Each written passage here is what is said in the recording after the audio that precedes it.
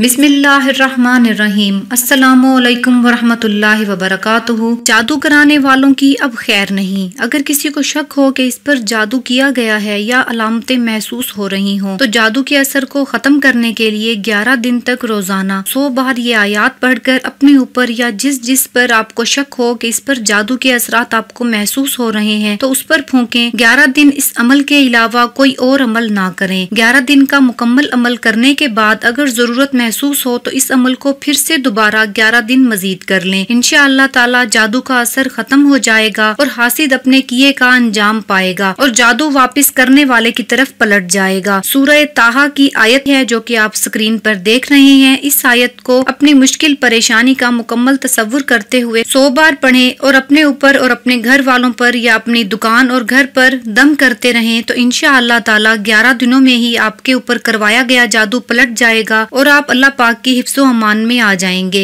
इंशाअल्लाह ताला।